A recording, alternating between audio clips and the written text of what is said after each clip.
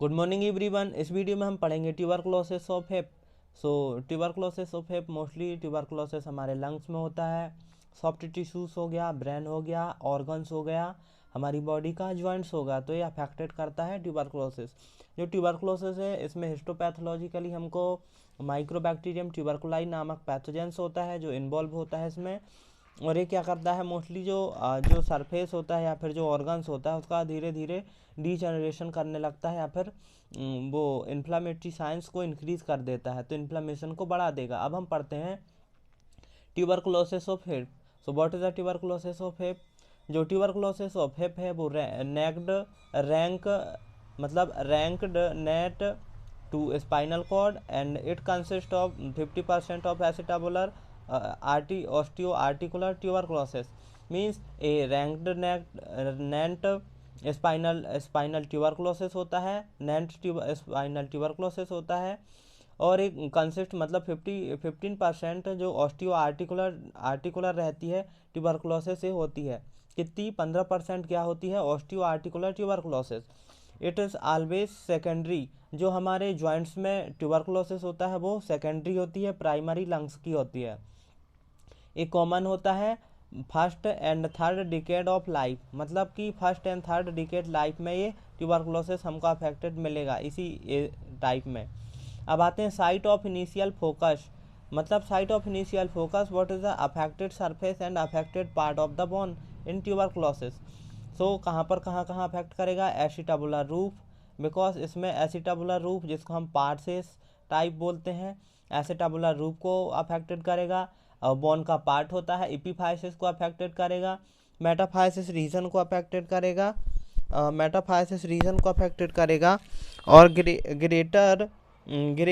Greater to canter रहेगा उसको भी अफेक्टेड करेगा, बिकॉज दिस इन्फ्लामेटरी, तो इन्फ्लामेशन इंक्रीज होता जाएगा।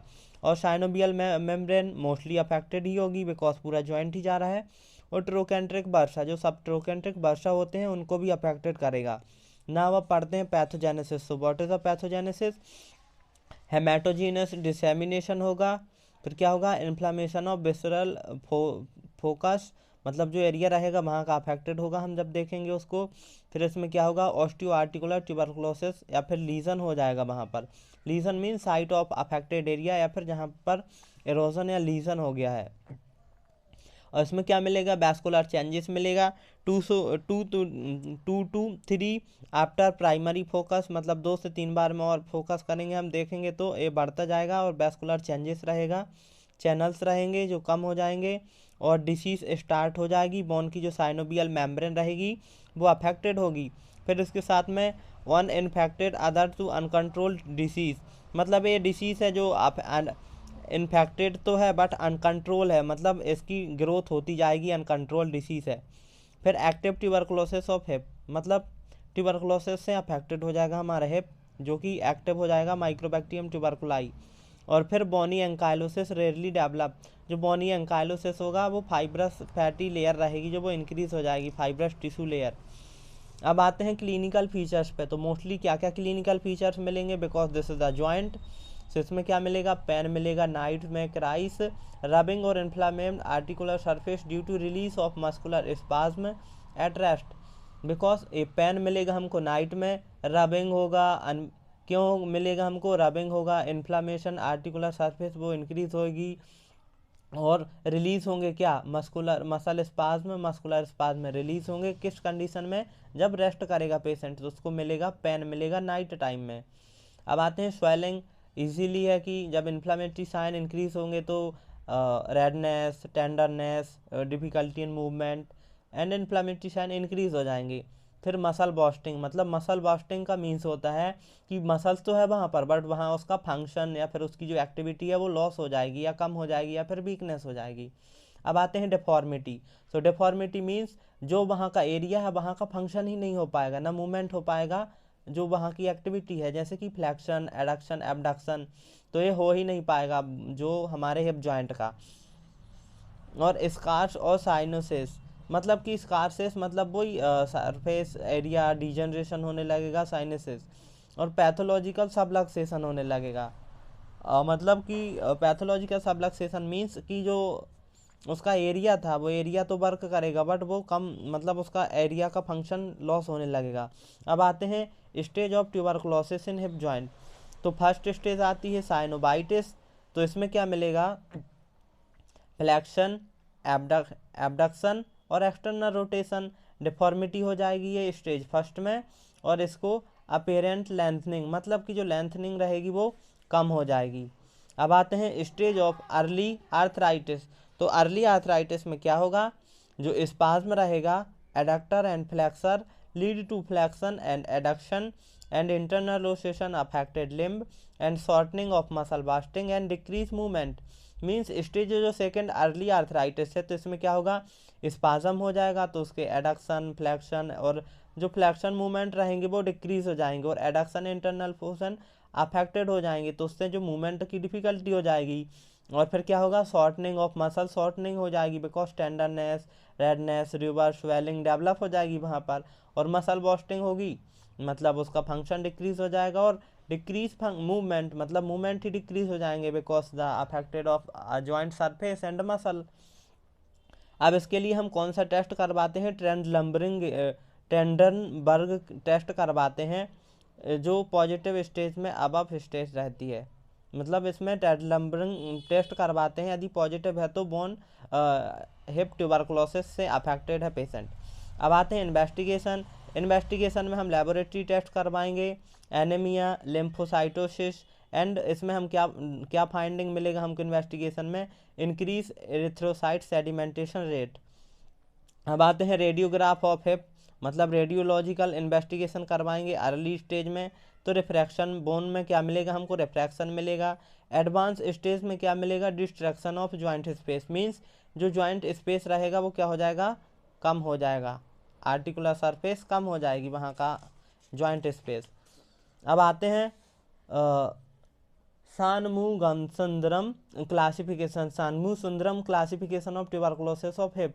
इसमें नॉर्मल अपीयरेंस, फिर बाउंड्रिंग एसिटाबुलम, मतलब बाउंड्रिंग एसिटाबुलम मतलब उसकी रूफ से लगने लगेगा, मतलब उसका जो कार्टिलेज या फिर इंट्रा आर्टिकुलर सरफेस है वो डिक्रीज हो जाएगी। फिर डिसलोकेशन ऑफ हिप हो जाएगा, या फिर सुपीरियर या फिर पोस्टीरियर। पार्थेस साइन, मतलब जो उसका आर्टिकुलर सरफेस थी वो प्रॉपर नहीं डेवलप, वो डिजनरेट हो जाएगी। एट्रोफिक साइन मिलेगा वहाँ पर, वहाँ की जो एरिया सरफेस है वो डिक्रीज हो जाएगा। प्रोट्रूजन मिलेगा एसिटाबुलर टाइप का, और मोटर एंड पेस्टल टाइप मिलेगा। अब आते हैं अर्ली स्टेज में हम क्या क्या करेंगे, तो कीमोथेरेपी, उसको ट्रैक्शन देंगे, ट्रैक्शन में रिलीफ ऑफ मसल स्पाज्म होगा, जो डिफॉर्मिटी हो रही है वो करेक्ट हो जाएगी। फिर जॉइंट स्पेस को हम मेंटेन करके रखेंगे और हिप मोबिलाइज करेंगे कंटिन्यूसली। अब इसमें हम सर्जिकली क्या कर देंगे, साइनोबैक्टोमी कर देंगे या फिर आर्थ्रोट्रोक्टोमी करवा देंगे।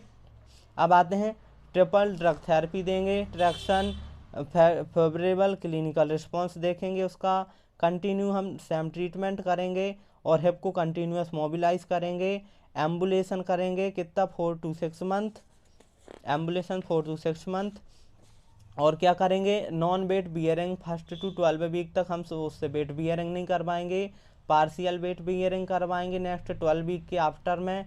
फिर डिस्कार्ड क्रचेस को हम अनप्रोटेक्टेड करेंगे और वेट बियरिंग आफ्टर 18 से 24 मंथ में हम वेट बियरिंग करवाएंगे। अब आते हैं लेट स्टेज में, तो उसमें एंड रिजल्ट मिलेगा हमको स्टेज ऑफ फाइब्रस एंकाइलोसिस मिलेगा।